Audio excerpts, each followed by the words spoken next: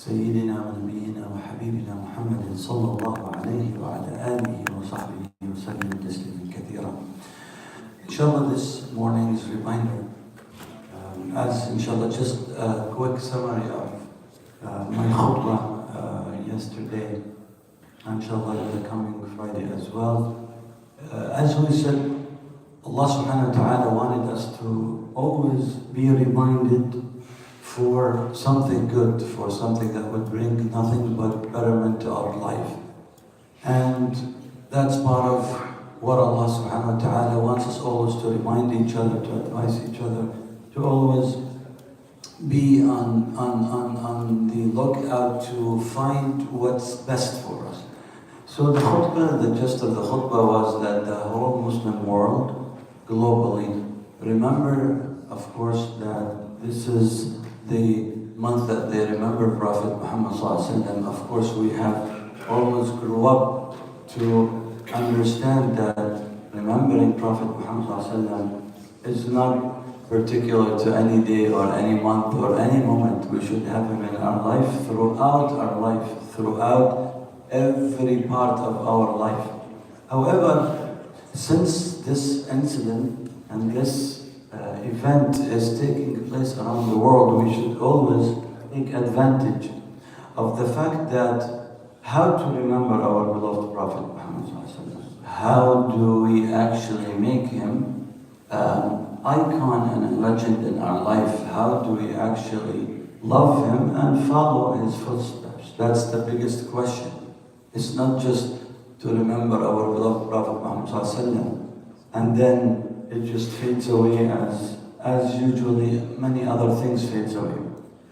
And the true love of our Prophet Muhammad ﷺ, the answer would always come back, is to live his life. That's it, to follow his sunnah. But again the question would come, how to follow his sunnah? How do we really follow his sunnah? Is it really particular to one aspect of life? And again, that's something that is also unfortunate that we grew up to think that we're following the sunnah of our Prophet Muhammad ﷺ when we follow one certain area and we really focus on it and we think that we got it all, whether it's the way we appear, whether the way we talk, whether the interactions that we have in certain area, or the hadith and saying of our beloved Prophet Muhammad ﷺ toward things.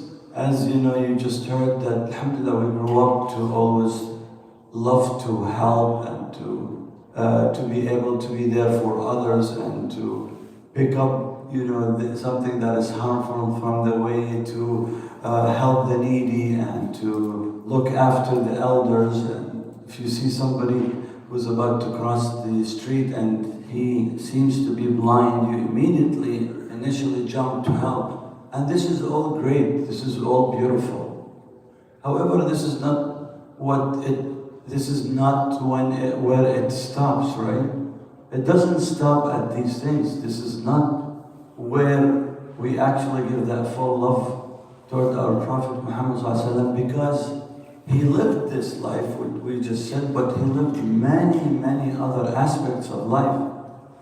We look at his life and the struggle and the way that he truly challenged the social fabric of the society. From earlyhood, where Prophet Muhammad ﷺ would go against the desires of his family, of that I'm not going to get involved in these events, I'm not going to get involved in these type of gathering and this type of deals. Not only this, he would attend Hilf al-Fudul, where he would be very vocal about to look after the needy and to give the people who have been transgressed against their rights back. And that is not something really simple. The fact that he would get married to somebody that is older than him and that had a previous marriage where that is Prophet Muhammad ﷺ, he could have got way more better of a choice from a worldly aspect, that is. But again, he was ready to do things that were not really the norm, and yes, he was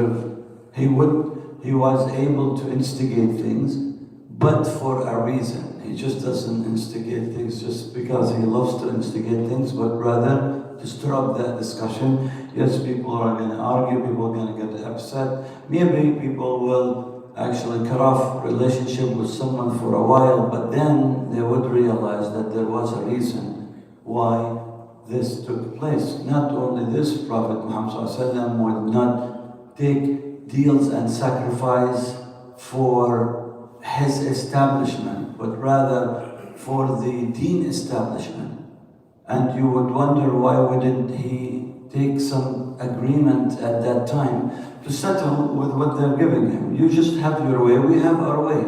Just leave us alone. We'll leave you alone. But don't come close to undermine our way of life. And that was a deal, but he looked at it for the long run. Again, what's going to happen? What's going to happen is that people will think that the fact that I'm not undermining your way of life means that I'm endorsing it.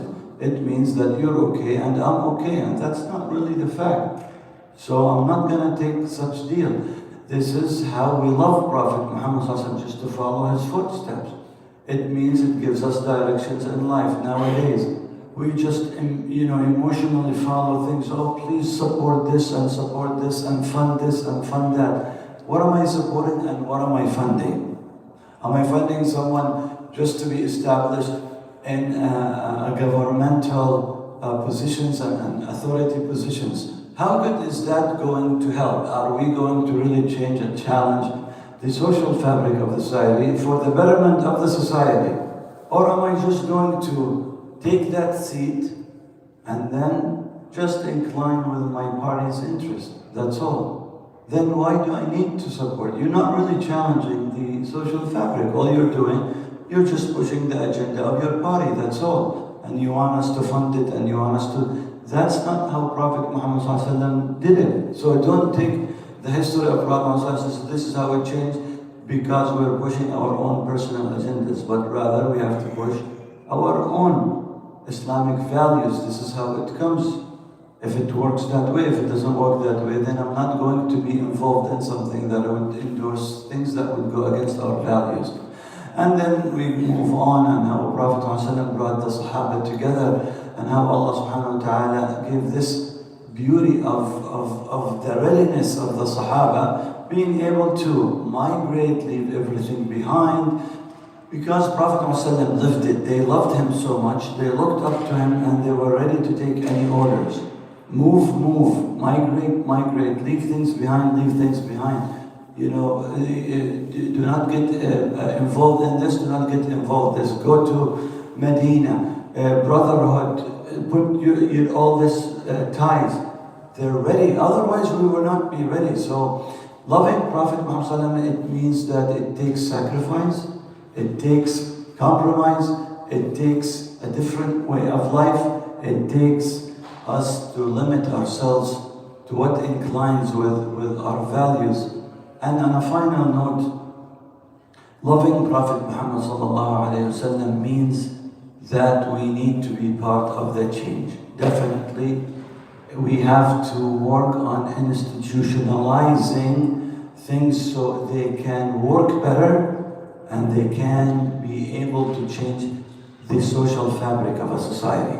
Because remember, Prophet Muhammad ﷺ did not work in a vacuum. Didn't say, I am the Prophet of Allah and I can do magic, right? He could have asked Allah subhanahu wa ta'ala, and Allah subhanahu wa ta'ala could have given it to him. But Allah wanted us to learn that this is the sunnah of the khalq. This is how you make a true change, a genuine change.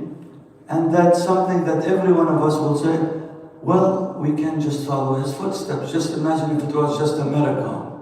Then we would have just sat back and said we can't do anything. That was Prophet Muhammad ﷺ. Allah gave it to him. Now, we knew that he struggled through it. So we're always motivated that we can do it. We can make a difference. So that's why the true love is to establish his sunnah on earth in all its aspects, in all its spectrums, in all its directions and ways. And the way he did it through institutionalizing everything through the Sahaba, the young one, the male, the female, the elders, the diversity, the ability to live it himself, the ability to walk it through it himself, the ability to sustain it himself. And this is where a change would happen. We ask Allah subhanahu wa ta'ala to allow us to be able to have the true love toward our beloved Prophet Muhammad sallallahu alayhi wa sallam. We ask Allah subhanahu wa ta'ala to make us among those who listen to the best of speech and follow it. Allahumma ameen. سبحانك اللهم وبحمدك أشهد أن لا إله إلا أنت أستغفرك وأتوب إليك والسلام عليكم ورحمة الله وبركاته.